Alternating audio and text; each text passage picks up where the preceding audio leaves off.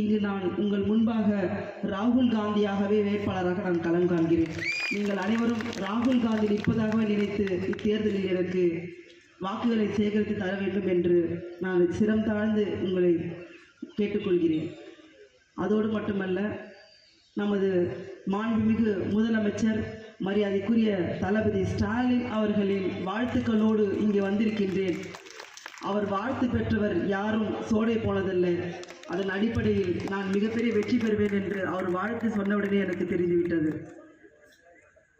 இங்கு இந்திய தேசம் மிகப்பெரிய இக்கட்டான சூழ்நிலை காலகட்டத்தில் இருக்கின்றது. அதனால தான் எவ்வளவு நேரம் ஆனாலும், இரவு 10 மணி ஆனாலும் நீங்கள் எல்லாம் இங்கு அமர்ந்திருக்கிறீர்கள். எப்படியாவது இந்த தேசத்தை மீட்டெடுக்க வேண்டும் என்ற நம்பிக்கையோடு எண்ணத்தோடும். இந்த இந்திய தேசத்தை ஆண்டு கொண்டிருக்கின்ற மோடி பொருளாதார ரீதியாக இந்த மக்களை மிக மோசமான பின்னடைவுக்கு தள்ளி இருக்கின்றார். மத ரீதியான பிரச்சனைகளை கலப்பி மக்களை பிரித்தாளுகின்ற சூழ்ச்சியை தினந்தோறும் RSS கும்பலும் பஜ்ரங் தங் கும்பலும் VHP கும்பலும் செய்து கொண்டிருக்கிறார்கள். இங்கு இஸ்லாமியர்கள், கிறிஸ்தவர்கள், இந்துக்கள் அனைவரும் ஒன்றாக சகோதர சகோதரிகளாக நாம் வாழ்ந்து கொண்டிருக்கின்றோம். ஆனால் நம்மை பிரிக்க வேண்டும் என்ற எண்ணத்தோடு மோடி அவர்கள் இன்றைக்கு ஆட்சி நடத்தி கொண்டிருக்கின்றார். அதன் ஒரு பகுதியாக நீங்கள் பார்த்தீர்கள் என்றால், பொருளாதார ரீதியாக நம்மை நசுக்கும் விதமாக பெட்ரோல் டீசல் விலை உயர்வு பார்த்தீர்கள் என்றால் விண்ணுக்கு முட்டி இருக்கிறது. சாமானியனால் வாழவே முடியாத ஒரு சூழல்.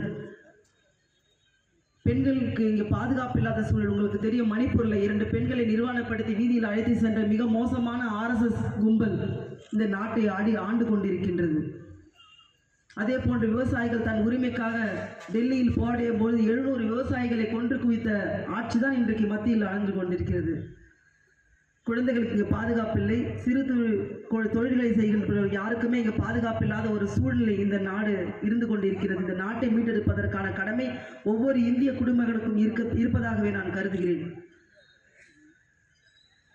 காங்கிரஸ் மத்தியில் ஆட்சியில் இருக்கும்போது பல்வேறு நலத்திட்டங்களை கொண்டு வந்தார்கள். 100 நாள் வேலைவாய்ப்பு திட்டம் என்பது ஒவ்வொரு கிராமப்புறத்தில் இருக்கின்ற பொருளாதார வளர்ச்சியை, முன்னேற்றத்தை எந்த அளவுக்கு மாற்றி புரட்டி போட்டது என்பது அனைவருக்கும் அறியும். பட்டியலின சகோதரர்கள், பெண்கள், வயதானவர்கள், ஏழ்மை நிலையில் வாழ்ந்தவர்கள் அனைவரின் வாழ்க்கையிலும் மிகப்பெரிய ஒளி ஏற்றியது அந்த 100 நாள் வேலை வாய்ப்பு திட்டம். அதே போன்று பல்வேறு மக்கள் கிராமப்புற பொருளாதார வளர்ச்சியை முன்னேற்றுவதற்காக பல்வேறு திட்டங்களை காங்கிரஸ் ஆட்சி கொண்டு வந்தது. ஆனால் மோடி அவர்கள் இன்றைக்கு கிராமப்புறத்தின் முன்னேற்றத்திற்காக ஏதாவது ஒரு திட்டத்தை கொண்டு வந்தாரா? உங்களால் சொல்ல முடியுமா? கிடையாது. அதே போன்று நமது மாண்புமிகு முதலமைச்சர் இன்றைக்கு திட்டங்கள் தீட்டிக் கொண்டிருக்கிறார், திட்டங்களை நிறைவேற்றி கொண்டிருக்கிறார். உலகமே வியந்து பார்க்கிறது. இந்தியாவில் இருக்கின்ற அனைத்து மாநிலங்களில் இருக்கின்ற முதலமைச்சர்களே இந்த தமிழக மாநில முதலமைச்சர் இப்படி போன்ற திட்டங்களை வெற்றிகரமாக நடத்தி கொண்டு இருக்கிறார் என்று வியந்து பார்க்கிறார்கள். குறிப்பாக பெண்களுக்கான உரிமை தொகை 1000 ரூபாய் என்பது சாதாரண விஷயம் கிடையாது. ஒவ்வொரு பெண்ணின் வாழ்க்கையில் விளக்கேற்றதற்கு சமம்.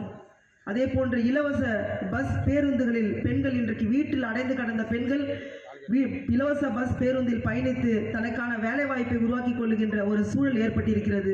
அவர்கள் போடுற பட்ஜெட்டில் ஒரு 1000 ரூபாய் மிச்சம் இருக்குதுன்னா அது இன்றைக்கு மரியாதைக்குரிய மாண்புமிகு முதலமைச்சர் ஸ்டாலின் அவர்கள் கொடுத்த மிகப்பெரிய வாய்ப்பு. கைதட்டலாம் எல்லாரும். நன்றி.